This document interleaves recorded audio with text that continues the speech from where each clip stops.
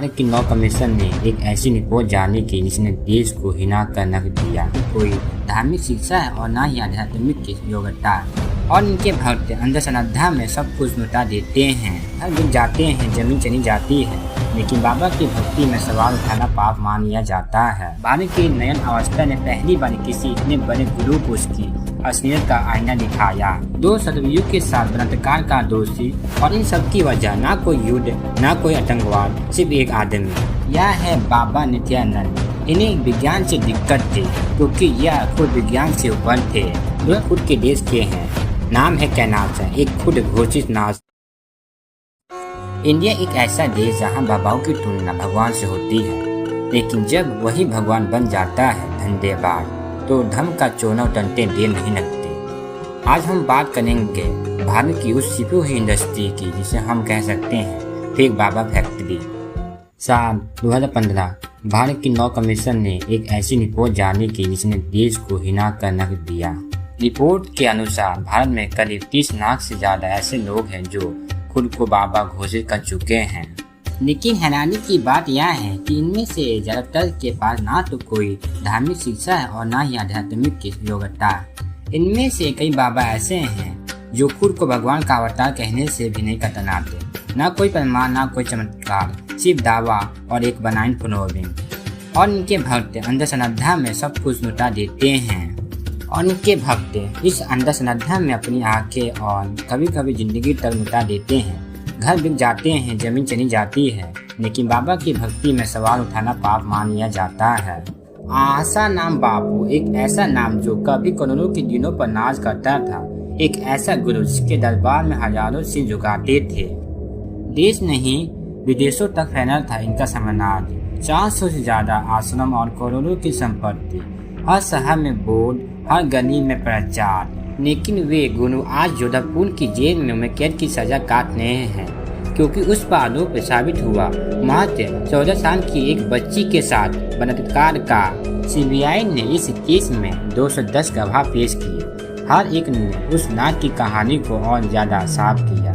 गवाहों को धमकाया गया, डराया गया, लेकिन कुछ झुके नहीं। और तब सन 2018 में जोधपुर कोर्ट ने सुनाया फैसला, उम्र कैद। भारत की नयन अवस्था ने पहली बार किसी इतने बड़े गुरु को उसकी असलियत का आईना दिखाया। लेकिन क्या कहानी यही खत्म हो गई? क्या जीन जाने से उसका प्रभाव खत्म हो गया, या फिर अंधभक्ति अब भी जिंदा है? नाम नहीं खुद को कहता था मैसेंजर ऑफ गॉड, एक ऐसा गुरु जिसके पास था करोड़ों का साम्राज्य और लाखों का अंधविश्वास। लेकिन साल 2017 में वे गुरु नहीं, एक अपराधी साबित हुआ। 2 सदियों के साथ बलात्कार का दोषी, और अदालत ने सुनाया फैसला, 20 साल की सजा। जब धर्म का मुखौटा उतरता है तो सबसे पहले इंसानियत शर्मिंदा होती है। 2 से ज्यादा गालियाँ पुलिस की, आम जनता की, मीडिया की जना दी गई। एक दिन में 40 लोग मारे गए, कुछ गोली से, कुछ आग में जलकर और कुछ भीड़ के हाथों।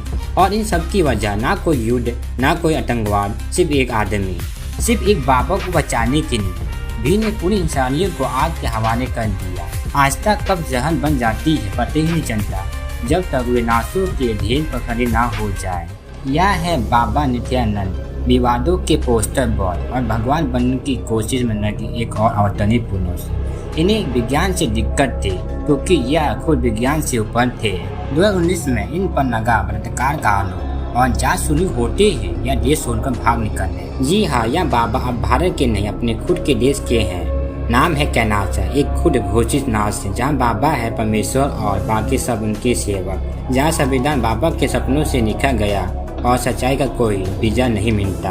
भारत से भागे और पूरी दुनिया को ही उल्लू बना दिया। बाबा भारत से तो भाग चुके हैं, लेकिन अब विदेशों में चला रहे हैं कैलाशा एम्बेसी। जी हाँ, एक ऐसा देश की दूतावास जो नक्शे में ही नहीं मिलता। यह शायद इतिहास का पहला केस है जहाँ एक भगोना बाबा विदेशों में अपना झूठा देश बेच रहा है। इतना ही नहीं, बाबा के लोगों ने यूनाइटेड नेशन तक में घुसपैठ कर ली। एक महीना कैलाशा की प्रतिनिधि बनकर गेनेवा में यूएन की मीटिंग में भाषण दिया है, और यूएन तक समझ नहीं पाया कि यह देश असल में मौजूद ही नहीं है। जिस बाबा को भारत से भगाया गया, वे अब दुनिया को ही ज्ञान बांट रहा है।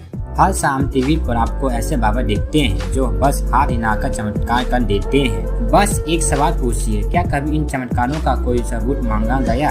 हम विज्ञान से मोबाइल चला लेते हैं, लेकिन धर्म के नाम पर चमत्कार दिखे तो आँख बंद कर लेते हैं। एक स्टिंग ऑपरेशन ने उसे चमत्कारी शक्ति का पर्दाफाश किया जो दरअसल एक परफॉर्मेंस से ज्यादा कुछ नहीं थी। जैसे ही कैमरा बंद हुआ, चमत्कारी इलाज की असलियत सामने आ गई। गुर्दे की बीमारी के लिए दे दी गई पैरासीटामोल, वे भी मेडिकल बिना बैकग्राउंड के। उन्होंने कहा, इन्हें कुछ मत बताओ, यह तो भगवान का काम है, और फिर पैरासीटामोल पकड़ा दी। जादू नहीं था, डॉक्टरी नहीं थी, सिर्फ अंधविश्वास का कारोबार था।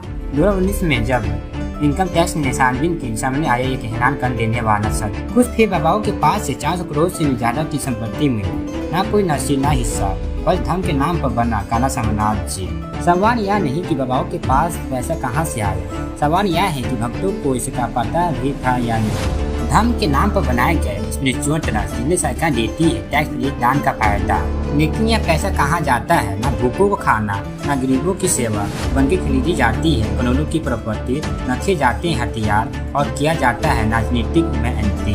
स्पिरिचुअल ट्रस्ट ना यह सिर्फ ट्रस्ट है, ना ही इसमें कोई स्पिरिचुअलिटी बची है। सच तो यह है, धर्म में सिखाता है सेवा, समर्पण और सच्चाई, लेकिन जब धर्म की आड़ में कोई बाबा शुरू करता है धंधा तो वे बन जाता है भक्ति के नाम पर व्यापार करने वाला व्यापारी। ऐसे ढोंगी बाबा सिर्फ आपके आस्था को ठेस नहीं पहुंचाते, बल्कि देश के संविधान को भी अपमानित करते हैं। अंधभक्ति सिर्फ आपको अंधा नहीं बनाती, बल्कि पूरे नाश को गुमराह कर सकती है। हर बार बाबा गर्व नहीं होता, लेकिन हर बार सवाल पूछना जरूरी होता है, आपके धर्म का भी और आपके बच्चों का भविष्य का भी। एक बाबा फैक्ट्री बंद होगी जब भक्त जागेगा। अगर आपको यह वीडियो जागरूक लगा तो इसे जरूर शेयर करें, शायद आप किसी को एक नकली भगवान से बचा सकें।